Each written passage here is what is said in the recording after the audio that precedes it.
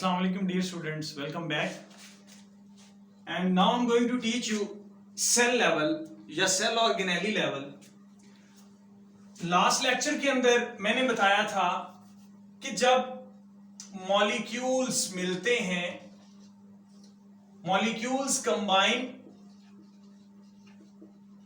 with each other or linked with each other, they will form cell organelles.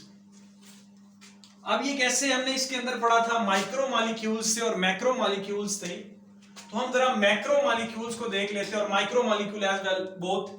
Macro molecule वो होंगे जिनका molecular weight ज्यादा होगा. For example आपके पास carbohydrates हैं एज वेल एज आपके पास प्रोटीन्स हैं एंड देन लिपिड्स हैं. जब ये आपस में कंबाइन करेंगे तो ये क्या बना देंगे, सेलुलर ऑर्गेनाइजेशन का नेक्स्ट लेवल बना देंगे, उसको बोलते हैं ऑर्गेनेली लेवल. इट्स मीन कि सेल ऑर्गेनेलीज बनाएंगे. जब ये मॉलिक्यूल कंबाइन करेंगे तो ये सेल ऑर्गेनेलीज बनाएंगे. अब आपके पास ऑर्गेनेलीज कौन कौन सी हैं? अगर हम बात करते हैं यूकैरियोटिक सेल की तो हमारे पास ऑर्गेनेलीज होंगी mitochondria as well as plastids as well as Golgi apparatus, smooth endoplasmic reticulum, rough endoplasmic reticulum, nucleus and so on. So अब जब ये सारी की सारी ऑर्गेनेल्स कंबाइन करेंगी, फॉर एग्जांपल ये देखें, ये न्यूक्लियस आ गया आपके पास. अगर मैं एनिमल सेल की बात करूं तो ये smooth endoplasmic and rough endoplasmic reticulum. इसी तरह से डियर स्टूडेंट्स ये माइटोकॉन्ड्रिया आ गया,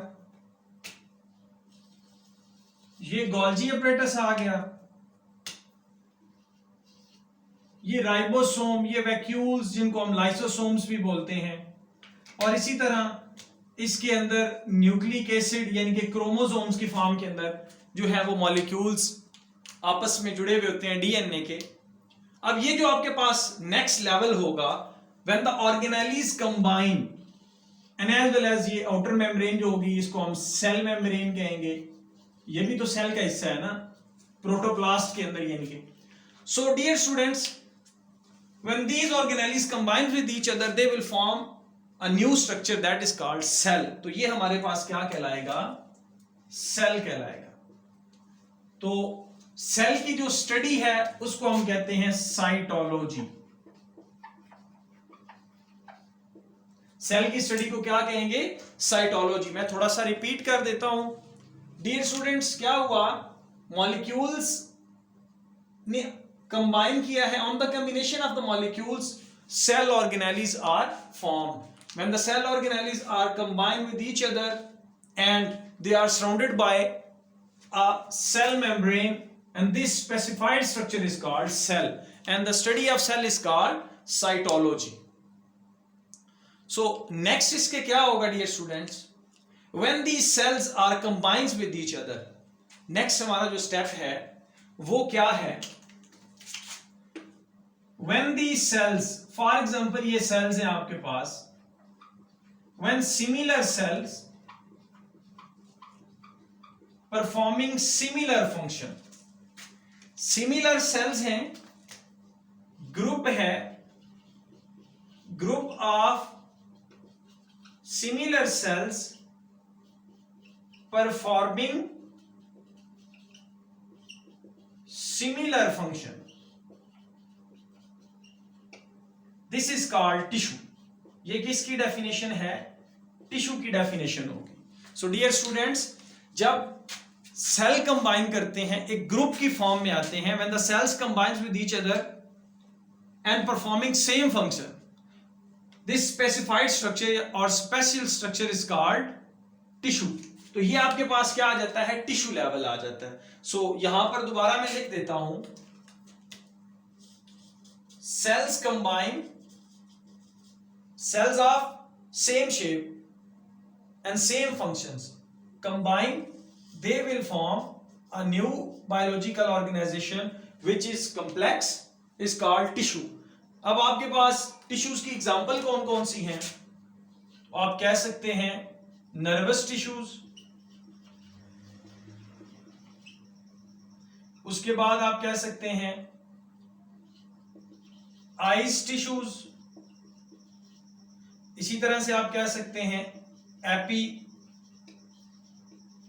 टिश्यूज। तो ये आपके पास जो है डिफरेंट टाइप्स हैं टिश्यू लेवल की या टिश्यूज की। सो अभी एक बात जो है वो रह गई है डियर स्टूडेंट्स, वो ये है कि ये जो टिश्यूज मैंने बनाए हैं ये यूकैरियोटिक ऑर्गेनिज्म के हैं, मतलब कम्प्लेक्स ऑर्गेनिज्म है, मल्टी सेलुलर ऑर्गेनिजम्स के जो है ये टिश्यूज बनते हैं। ऑब्वियस सी बात है जब सेल कंबाइन करेंगे तो ये मल्टी सेलुलर स्ट्रक्चर बनेगा और जो ऑर्गेनिज्म बनेगा वो मल्टी सेलुलर बनेगा।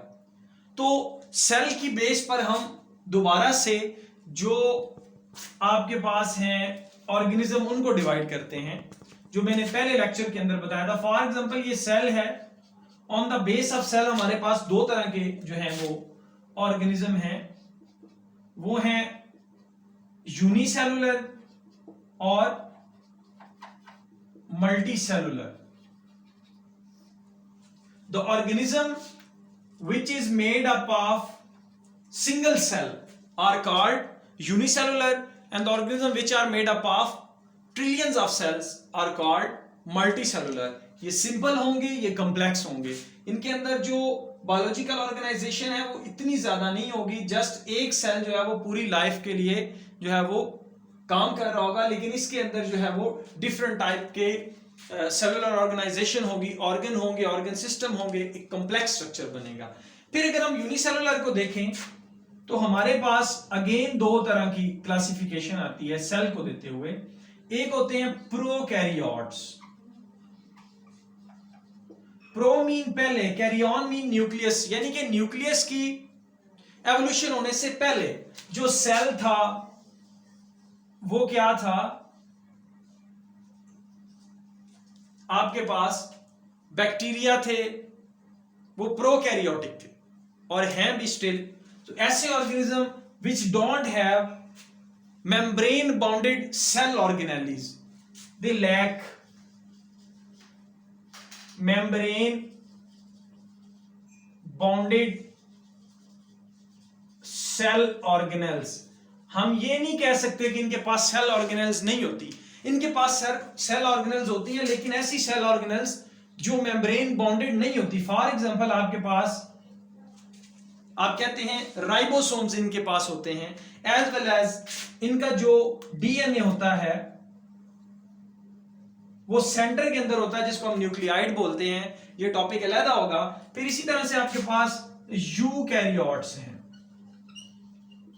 सो डियर स्टूडेंट्स, यूकैरियोट्स जो हैं, यूनिसेलुलर यूकैरियोट्स में आपके पास ऐसे ऑर्गेनिज्म हैं जो प्रोटिस्ट्स हैं। For example amoeba, paramecium. अब ये जो अमीबा है या पैरामीशियम है, इनके पास डियर स्टूडेंट्स क्या होगा, मेम्ब्रेन बाउंडेड ऑर्गेनेल्स होंगी। लाइक इनके पास माइटोकॉन्ड्रिया होगा, न्यूक्लियस होगा, क्लोरोप्लास्ट होता है बाज केसेस में, यूग्लिना के केसेस में। तो ये सारी की सारी ऑर्गेनेल्स जो हैं ये यूकैरियोटिक सेल के पास जो हैं वो प्रेजेंट होगी। सो इंशाल्लाह हमारा नेक्स्ट